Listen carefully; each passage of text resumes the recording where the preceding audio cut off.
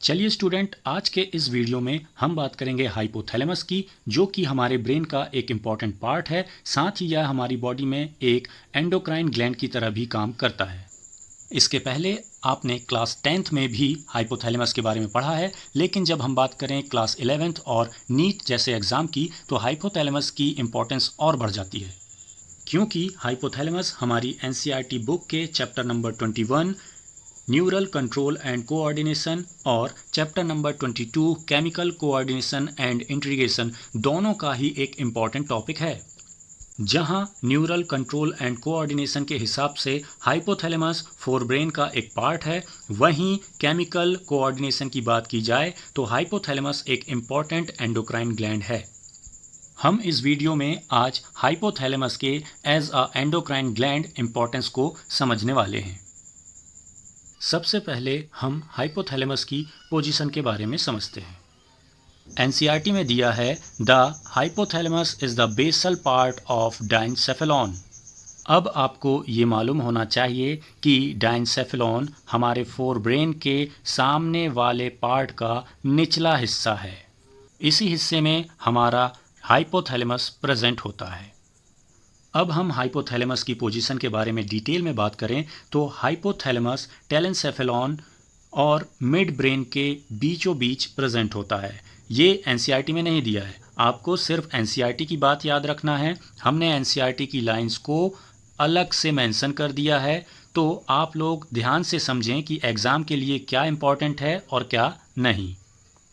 Position के बाद हम हाइपोथैलेमस के फंक्शन की बात करें तो फिर से एनसीईआरटी की इम्पॉर्टेंट लाइन देखें कि क्या लिखा हुआ है।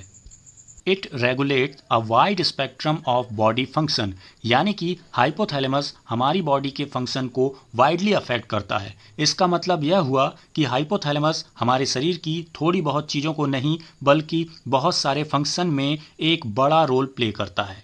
It contained several group of neurosecretory cells called nuclei, which produce hormones. मतलब जो हमारा हाइपोथैलेमस है उसमें बहुत सारे सेल्स के ग्रुप मिलते हैं जो कि न्यूरोसिक्रीटरी होते हैं, मतलब कुछ सिक्रीट करते हैं। क्या सिक्रीट करते हैं? तो आंसर होगा हाइपोथैलेमिक हॉर्मोन्स। ये जो हार्मोन रिलीज करने वाली सेल हैं इन्हें न्यूक्लियाई कहा जाता है। न्यूक्लियाई आपको याद रखना है क्योंकि ये इम्पॉर्टेंट है। अब आप नीचे इमेज में देख सकते हैं कि ये न्यूक्लियाई कहाँ प्रेजेंट होते हैं और कैसे दिखाई देते हैं। आगे देखते हैं हाइपोथैलेमस के कुछ और फंक्शंस के बारे में। Hormone of the hypothalamus regulate the synthesis and secretion of pituitary hormones, मतलब जो हाइपोथैलेमस में बनने वाले हार्मोन्स हैं वो आपकी पिट्यूटरी ग्लैंड से निकलने वाले हार्मोन्स का सिक्रीशन और फॉर्मेशन दोनों को ही रेगुलेट करते हैं। अब आप नीचे पिट्यूटरी ग्लैंड का डायग्राम देख सकते हैं और साथ ही पिट्यूटरी से निकलने वाले हार्मोन्स की लिस्ट भी दी गई है। ACTH, TSH, LH, FSH, PRL और GH, ये 6 हार्मोन जो कि एंटीरियर पिट्यूटरी से निकलते हैं। उसके बाद पार्स इंटरमीडिया से निकलने वाला MSH हार्मोन और पोस्टीरियर पिट्यूटरी से निकलने वाले 2 हार्मोन ADH एंड ऑक्सीटोसिन हैं। कुल मिलाकर ये 9 हार्मोन हैं जो पिट्यूटरी ग्लैंड से निकलते हैं और इन सभी को कौन रेगुलेट करता है? तो आपका आंसर होगा हाइपोथैलेमस। अब आगे चलते हैं और जानते हैं कि हार्मोन जो हाइपोथैलेमस से निकलते हैं वो कितने प्रकार के होते हैं। Hormone produced by hypothalamus are 2 types, मतलब हाइपोथैलेमस से जो हार्मोन निकलते हैं वो 2 प्रकार के होते हैं। पहला स्टिमुलेटर और दूसरा इनहिबिटर। स्टिमुलेटर के बारे में एनसीईआरटी में क्या लिखा है? For example gonadotropin releasing hormone यानी कि GnRH stimulates the pituitary synthesis and release of gonadotropins. गोनेडोट्रोपिन्स यानी कि FSH और LH, मतलब GnRH जो कि हाइपोथैलेमस से निकलता है वह पिट्यूटरी से निकलने वाले FSH और LH को बनने और निकलने में मदद करता है। वैसे ही इनहिबिटर हार्मोन के लिए क्या बात कही गई है एनसीईआरटी में?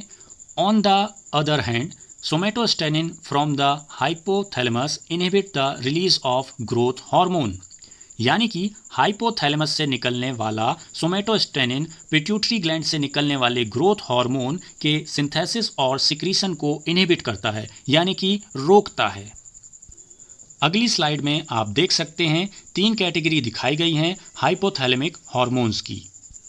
पहली जिसमें स्टिमुलेटर्स दिए हुए हैं, दूसरी जिसमें इनहिबिटर्स दिए हुए हैं और तीसरी जिसमें इनहिबिटर्स एंड स्टिमुलेटर्स दोनों ही दिए हुए हैं, जिसका एग्जाम्पल है डोपामाइन। आपको इसको याद रखना है। अब हम बात करने वाले हैं हाइपोथैलेमिक हार्मोन्स के पाथ की। हाइपोथैलेमिक हार्मोन के पाथ की जब हम बात करते हैं तो हाइपोथैलेमस में जो हार्मोन्स बनते हैं वो पिट्यूटरी तक पहुंचते कैसे हैं, उसका पाथ क्या होगा। तो एनसीईआरटी की लाइन फिर से, hypothalamic hormones originating in the hypothalamic neurons pass through axon and are release from their nerve endings. तो ये लाइनें आपको याद रखनी है।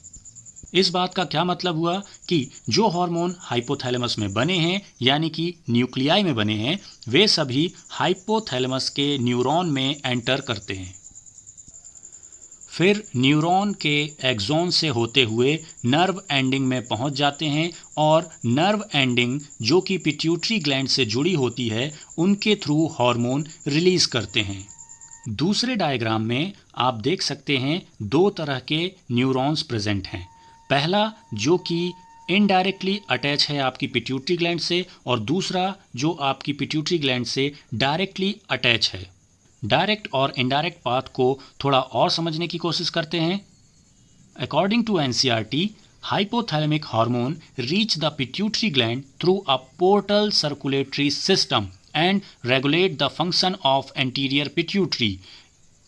The posterior pituitary is under the direct neural regulation of the hypothalamus और दूसरा है डायरेक्ट। तो जो इनडायरेक्ट पाथ है उसे ही पोर्टल सर्कुलेटरी सिस्टम भी कहा जाता है, जो कि पिट्यूटरी के सामने वाले हिस्से यानी कि एंटीरियर पिट्यूटरी में हाइपोथैलेमिक हार्मोन को डिलीवर करता है, पर डायरेक्ट नहीं, थ्रू पोर्टल सिस्टम, यानी कि बीच में दूसरी सेल्स या ब्लड भी इंक्लूड होता है इस पाथ में। वहीं बात की जाए पिट्यूटरी के पिछले हिस्से की यानी पोस्टीरियर पिट्यूटरी की, तो hypothalamic hormone direct nerve ending के थ्रू रिलीज होते हैं। यहाँ कोई पोर्टल सिस्टम नहीं होता। इस चीज को आप डायग्राम में भी देख सकते हैं। अगली स्लाइड में हमने इस डायग्राम का डिटेल स्ट्रक्चर दिया है जो कि एनसीईआरटी बुक का है और एनसीईआरटी बुक का होने की वजह से आपके एग्ज़ाम के लिए काफ़ी इम्पॉर्टेंट भी है। तो ये हुआ आपका हाइपोथैलेमस कंप्लीट। एक और इम्पॉर्टेंट बात कि ये जो हाइपोथैलेमस है वो आपकी पिट्यूटरी को डायरेक्ट ही कंट्रोल कर रहा है, और आप यह जानते हैं कि पिट्यूटरी ग्लैंड को मास्टर ग्लैंड कहा जाता है। अब आप ही बताइए, जो आपकी मास्टर ग्लैंड को कंट्रोल कर रहा है उसे क्या कहा जाएगा? आप आंसर कमेंट बॉक्स में ज़रूर लिखें। अब वीडियो खत्म होने से पहले एसआरबी साइंस को सब्सक्राइब करें, और हमारा यह वीडियो आपको पसंद आया तो अपने दोस्तों के साथ भी शेयर करें, और हाँ, इंस्टाग्राम में हमें फॉलो करना बिल्कुल ना भूलें।